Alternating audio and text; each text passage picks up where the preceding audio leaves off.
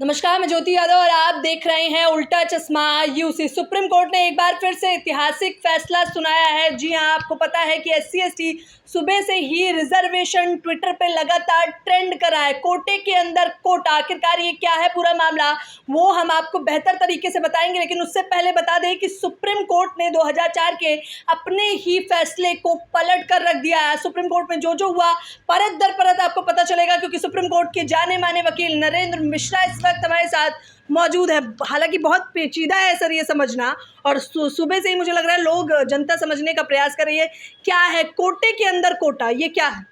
देखिए, मैं आपसे ये पहले कहना चाहता हूँ उल्टा चश्मा के माध्यम से कि ये भारत देश का बड़ा जेन्युइन तरीके से जो मुद्दे लाते हैं संवैधानिक तरीके से, आज भी इन्होंने मेरे पास आया और संवैधानिक मुद्दे को ही लेकर के आए। 2004 में सुप्रीम कोर्ट का ऑर्डर यह था कि हम क्लासिफिकेशन जो है, यानी जो कॉस्ट है एसटी और एससी, वो जो रिजर्व है उस कोटे पर के अंदर में हम कोई भी कोटा नहीं देंगे। यानी सुप्रीम कोर्ट के 2004 के ऑर्डर में यह ऑर्डर पास हुआ था। अर्थात इसका मतलब, जैसे मैं थोड़ा सा उदाहरण देके समझाने की कोशिश कर रहा हूँ, जैसे ओबीसी में क्रीमी लेयर होती है, यानी एक अपर होता है, उसके बाद जिनकी 8 लाख से ज़्यादा सैलरीज है या ज़्यादा इनकम रहा है सारे मिला करके, तो उसको एक क्रीमी लेयर बना दी गई है और उनको सर्टिफिकेट पूरे ओबीसी के किसी भी फॉर्म को आप भरते हैं तो एक आपको सर्टिफिकेट भरना पड़ेगा कि आप 8 लाख के ऊपर आपका कॉस्ट नहीं है, आपका इनकम नहीं है। सिमिलरली सुप्रीम कोर्ट ने भी यह बोला कि equality is the before the law. Article 14 कहती है equality is the before the law. इसका अभिप्राय मतलब ये हो गया कि सारे लोगों को, यानी एसटी एससी में भी इसी प्रकार से गरीब लोग भी हैं, अमीर लोग भी हैं, इसी प्रकार से इसमें बहुत सारे कैटेगरीज के अंदर में भी कुछ लोग बड़े बड़े आईएएस ऑफिसर हो गए या यूपीएससी के थ्रू और बड़े पोस्ट पे चले गए। सिमिलरली इसी तरह से जो एसएससी का एग्ज़ाम होता है उस पे आ गए, कुछ लोग ऐसे पीसीएस के थ्रू पर चले गए, कुछ लोग मेडिकल लाइन से आ गए। यानी क्रिटिकली मैं आपसे ये कहना चाहता हूँ कि क्लासी वाइज मैं करूँ तो ए ग्रेड, बी ग्रेड और सी ग्रेड और डी ग्रेड के जो ऑफिसर्स होते हैं उनका उसमें भी एक लेयर बनानी चाहिए। उदाहरण के तौर पर मैं आपको एक छोटा सा उदाहरण समझाना चाहता हूँ। जैसे यूपीएससी का एग्ज़ाम होता है, क्योंकि मैं यूपीएससी का इंटरव्यू लेता हूँ तो मुझे थोड़ा इसमें बेहतर मैं उदाहरण दे सकता हूँ। यूपीएससी में जो एसटी है, यानी शेड्यूल ट्राइब का जो रिजर्वेशन है, ज़्यादातर मैं ऐसा मानता हूँ और ज़्यादातर आप भी ऐसा मानेंगे, जिनकी फैमिली पहले से ही आईएएस पीसीएस उनके घर के लोग हैं, या उनके घर में एसडीएम वगैरह के लेवल के, यानी जो पीसीएस लेवल के ऑफिसर्स हैं, या उसके साथ में एसएससी लेवल के ऑफिसर्स हैं, या और भी बहुत सारी कैटेगरीज क्लासिफिकेशन स्टेट वाइज होती हैं, वो सारे लोग, वो जो बड़े बड़े उच्च वर्गीय पद हैं या उच्च स्तरीय पद हैं, उन पे उनके बच्चे पहले से तैयारी करते हैं, पहले से फॉर्म भर लेते हैं, पहले से मेंटली प्रिपेयर्ड होते हैं, क्या क्या उनको मटेरियल्स चाहिए, क्या क्या उनको पढ़ना है, क्या क्या छोड़ना है, कौन कौन सी वैकेंसीज आती है। पर उदाहरण के तौर पर मैं, मान लीजिए अपना उदाहरण के तौर पर कहता हूँ कि मान लीजिए मेरा एमपी में हाउस है रीवा ज़िला में, तो रीवा ज़िला का यदि कोई व्यक्ति, या मान लीजिए आपके गाँव का व्यक्ति जो बेचारा हर जोत रहा है, जिसके बच्चे गाय भैंस चरा रहे हैं, उनको तो इसका आइडिया नहीं होगा। बड़ा सिंपल सा, it is the discriminate here, the court is the saying that it is discriminate. और इसमें इक्वलिटी सब कहाँ से आई? जो वो निचले तबके वाला व्यक्ति है और जो मैंने आपको हायर क्लासेस की बात की, उन दोनों में तो डिफरेंसेस आ गए ना। इसको लेकर के उन्होंने बोला है कोटा सब कोटा, अर्थात जो कोटा अभी एसटी और एससी को दिया जा रहा था उसके अंदर भी एक कोटा बनाया जाना चाहिए। Point number 1। Point number 2, classification सब क्लासिफिकेशन। कोटा यानी जो आप पोस्ट होगी, यानी जो वैकेंसीज आएगी उसके अंदर में भी एक कोटा के अंदर में कोटा, यानी पूरा मान लीजिए एसटी का मान लीजिए 17% के आसपास में रिजर्वेशन है, तो उसके अंदर में अब कितना क्रीमी लेयर जैसे होती है ओबीसी में, ऐसी एक लेयर बना दी जाएगी और उसका प्रॉपर एक एफिडेविट फाइल करना पड़ेगा। आप किसी फॉर्म को अपलोड करोगे तो उसके साथ में उसके नीचे के जितने तबके होंगे उनको अलग से उसमें ऐड करना है। इसका ये हो गया पॉइंट नंबर 2। अब आ रहा हूँ क्लासिफिकेशन सब क्लासिफिकेशन, यानी कोटा के अंदर ये कोटा हो गया, अब उसके साथ में क्लासिफिकेशन सब क्लासिफिकेशन। क्लासिफिकेशन का मतलब यह हो गया कि उनमें भी यह कैटेगरीज डिवाइड रहेगी कि यह व्यक्ति इतने इनकम से ज़्यादा वाला है, यह व्यक्ति इतने इनकम से कम वाला है। अर्थात जो ज़्यादा इनकम वाला है तो उसको इस रेस से बाहर कर दिया जाएगा, या उसको नाम मात्र के लिए रिजर्वेशन में उसको फ़ायदा पहुंचाया जाएगा। इसका पॉइंट नंबर 3।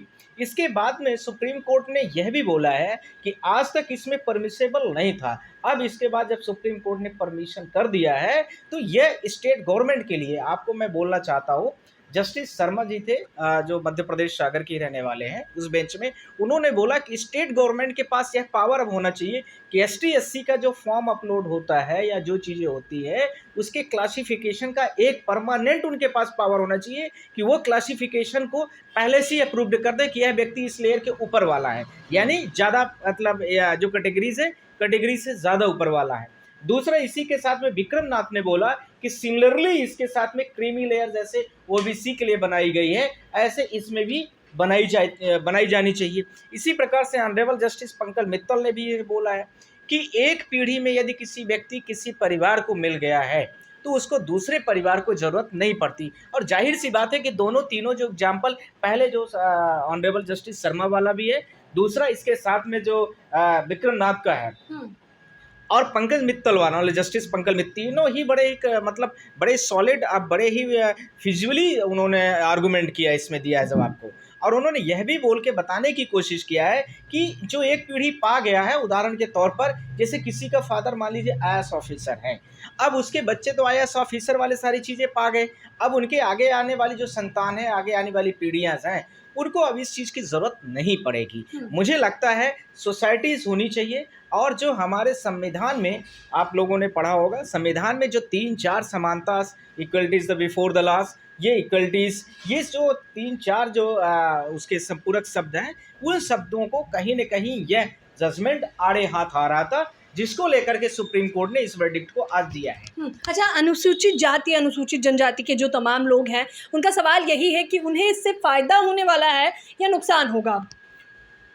मैं आपके माध्यम से यह एक बात कहना चाहता हूँ कि इसमें वो लेयर छट के बाहर हो जाएगी या उस लेवर को नाम मात्र के लिए उसमें फ़ायदा पहुँचाया जाएगा जो उसमें अपर लेयर है। अपर लेयर का मतलब ए कैटेगरीज वाले, यानी जो ए ग्रेड की जॉब करते हैं, बी ग्रेड वाले, सी ग्रेड वाले, डी ग्रेड वाले और बड़े बिजनेसमैन और जो बड़े शॉप्स हैं जिनको न के बराबर आवश्यकता है, तो वो छट के बाहर हो जाएंगी। तो ये जब वैकेंसीज कोई भी एसटी और एससी को लेकर के आएंगी तो नीचे लेयर्स में जितने लोगों को यह अभी तक फ़ायदा नहीं मिल पा रहा था या इस फ़ायदे से वो दूर थे या वंचित हो रहे थे या इस तरह से ये उनका कंपटीशन वो बेहतर तरीके से नहीं कर पा रहे थे, उनको इतने अच्छे इन्वायरमेंट नहीं मिल रहे थे, अब उनको भी फ़ायदा मिलना शुरू हो जाएगा। तो प्रश्न यह उठता है, आपके माध्यम से भी मैं बोलना चाहता हूँ और आजकल पार्लियामेंट में भी चल रहा है कि जनगणना होने से क्या इन चीज़ों का फ़ायदा हो सकता था कि नहीं? ये सवाल मुख्य तौर पे आपने पूछा भी और तमाम लोग सवाल भी कर रहे हैं, क्योंकि पप्पू यादव ने बाकायदा इंटरव्यू दिया और कहा कि भाई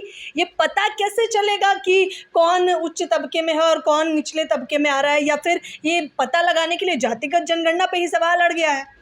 नहीं, जातिगत जनगणना तो है ही है और इसके पता लगाने के, एक तो जातिगत जनगणना कराने से सारे लोगों को पूरा डेटा इकट्ठा आ जाएगा। दूसरा, इसका एक बहुत महत्वपूर्ण फ़ायदा होगा कि जो हमने आपसे बोला, ऑनरेबल जस्टिस जो शर्मा जी ने बोला कि स्टेट गवर्नमेंट के पास ही इस चीज़ का पावर होना चाहिए कि ए ग्रेड वाले, जैसे मान लीजिए एसटी और एससी के जितने हर साल यूपीएससी अपना निकालती है वैकेंसी, आपको मैं एक उदाहरण के तौर पर समझाना चाह रहा हूँ। जैसे इस साल भी निकली, अब उसमें 50% तो जनरल कैटेगरी को मिल गया, 50% जो बचा उसमें ओबीसी, एसटी, एससी को रिज़र्व कर दिया गया। अब उसमें एसटी, एससी को जो रिज़र्व किया गया, उस रिजर्वेशन में आपके माध्यम से बोलना चाहता हूँ कि जितने लोग एसटी के, जितने लोग एससी के रहे, मान लीजिए 10,000 1000 वैकेंसीज आई, 1000 में मैं बोलना चाहता हूँ कि 400 मान लीजिए एसटी को मिल गया, 400 300 एससी को मिल गया। तो इस तरीके से उन वैकेंसीज़ को अब उनको बाहर कर दिया जाए कि अब इनके घर के बच्चों को अब नहीं दिया जाएगा। मेरी बात समझ में आ गई होगी। इसी प्रकार से पीसीएस के भी एग्ज़ाम होते हैं, पीसीएस में भी 2 होता है, एक लोअर कैटेगरीज का भी होता है, एक दूसरा वही होता है, उनमें भी ऐसे एसटी एससी के लागू है, उनको भी बाहर कर दिया जाए कि अब आपके घर के, एक बार मैंने लोगों को दे दिया है, अब आपको साइड लाइन होनी चाहिए। यह जस्टिस शर्मा का आर्गूमेंट है, ध्यान रखना है, मैं अपना ओपिनियन नहीं दे रहा हूँ। इससे मतलब उन्होंने बोला कि जिससे दूसरे लोग जो हैं उनको भी फ़ायदा मिल जाएगा। तीसरा, इसी के साथ में मैं यह भी बोलना चाहता हूँ, ऑनरेबल जस्टिस जो विक्रम नाथ ने भी बोला है कि जिस तरीके से ओबीसी में क्रीमी लेयर बना दिया गया है, 8 लाख से ऊपर वाले ही लोग जो फॉर्म भरते हैं, वो सारे लोग 8 लाख से ऊपर वाले लोग फॉर्म नहीं भरते हैं, क्रीमी लेयर बना दी गई। इसी प्रकार से एसटी और एससी में भी इस तरीके से परमानेंट क्रीमी लेयर बना देनी चाहिए, जिससे वो वाले जो लोग हो जाए उनको ओपन कैटेगरीज में या दूसरे प्रकार के एग्ज़ाम हैं उनमें उसी प्रकार से एक सामान्य कैटेगरी की तरह उनके साथ व्यवहार किया जाएगा, यानी रिजर्वेशन का वो फायदा नहीं मिलेगा जो अभी तक मिलता आया है। और इसी के साथ में पंकज मित्तल की भी एक बात मुझे बड़ी अच्छी लगी कि जो लोग पा रहे हैं पहले से कोटा पा रहे, उनको अपने से भी दे देना चाहिए कि अब इस पीढ़ी में मुझे मिल गया है, अगली पीढ़ी में आप जो गरीब हैं उसी समाज के लोग हैं उनको भी दे देना चाहिए। मेरे हिसाब से बेहतर निर्णय हो सकते हैं। सोसाइटीज़ में जो समाजवाद है, जो समानता है, जो इक्वलिटीज बिफोर द लॉ है, जो भारत देश के संविधान में, कॉन्स्टिट्यूशंस में चीज़ें दी गई हैं, प्रेम्बल्स में दी गई हैं, वो सब चीज़ें प्रॉपर तरीके से दिखती हुई नज़र आ जाएंगी और आपको फिजिकली रूप से भी हर फार्मों में आपको दिखना भी शुरू हो जाएगा। अच्छा, तमाम लोग सवाल उठा रहे हैं कि अगर कोटा देना ही था, आरक्षण देना ही था, तो कोटे के अंदर कोटा क्यों दिया गया? अलग से भी दिया जा सकता था उन दबे कुचले लोगों को, उन SC ST कैटेगरी के लोगों को। ये आपने बड़ा अच्छा क्वेश्चन उठाया। बहुत सारे भारत देश के लोग होंगे, मैं उनके माध्यम से इस चीज़ को बोलना चाहता हूँ। कोटा एक जो सवाल आया है, जो जनरल कैटेगरी का होता है, OBC का जो क्रीमी लेयर वाला फॉर्म हो जाता है। UPSC के मैंने बहुत सालों एग्ज़ाम लिया भी है, दिया भी है, तो मुझे थोड़ा सा मैं आपको डेप्थ में भी बताना चाहता हूँ कि जो कोटा, जैसे मान लीजिए आप क्रीमी लेयर से ऊपर हैं तो आपको जनरल कैटेगरी में काउंट कर लिया जाता है।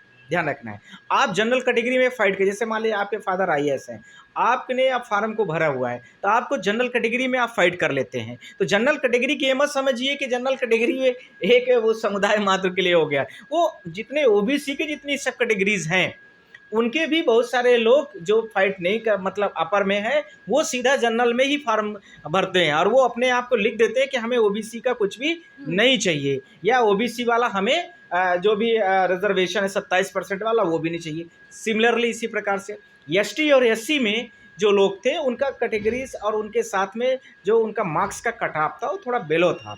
अब वो भी बहुत सारे लोग आएंगे और वो भी जनरल कैटेगरी में अपने आप को फाइट करने के लिए। तो जनरल कैटेगरी के साथ में जो आप यह कहना चाहती कि कोटा के अंदर सब कोटा क्यों किया गया है, यदि ये न करते तो जो वो पहले से पुराने ज़माने से 1947 से जब से देश आज़ाद हुआ और जब से UPSC बनी हुई, बहुत पहले से, मैं बहुत ज़्यादा डीपली नहीं जाना चाहता हूँ, तब से वो लोग जो एक परिवार के, एक वर्ग के, एक जो उसमें ST और SC में अपर कास्ट मतलब लेयर से ऊपर पहुंच गई थी, वही फ़ायदा ले रही थी, नीचे तक को नहीं मिल पा रहा था फ़ायदा। अब इसके बाद इस ऑर्डर आने के बाद में डिस्क्रिमिनेशन हो जाएगा, वो चीज़ों को सबको फ़ायदा धीरे धीरे परत दर परत नीचे ज़मीन तक पहुंचता हुआ सबको मिल जाएगा। तो मतलब लॉन्ग टर्म में देखें तो इसका फ़ायदा होने वाला है। करेक्ट, इसका लॉन्ग टर्म में बहुत बड़े लेवल पर फ़ायदा होगा, इसमें तो कोई शक नहीं है। हाँ, तो ये थे हमारे साथ सुप्रीम कोर्ट के वकील नरेंद्र मिश्रा, जिनसे हमने खास बातचीत करी है। इन्होंने कहा है, बाकायदा मुझे पता था कि ये काफ़ी पेचीदा है और ऑडियंस को समझने में मुश्किल होगी, इसलिए सुप्रीम कोर्ट में क्या क्या हुआ परत दर परत आपको चीज़ें पता चली होंगी। अब समझना बेहद आसान है क्योंकि सुप्रीम कोर्ट का ये फैसला बाकायदा CJI DY चंद्रचूड़ ने भी कहा है कि लॉन्ग टर्म में इसका फ़ायदा देखने को मिलेगा। आप लोगों को क्या लगता है ये कितना फ़ायदेमंद होने वाला है, और सुप्रीम कोर्ट के आज के इस फैसले पे आप लोगों की क्या प्रतिक्रिया है, आप मुझे कमेंट बॉक्स में बता सकते हैं। कैमरामैन तौहीद के साथ ज्योति यादव, उल्टा चश्मा।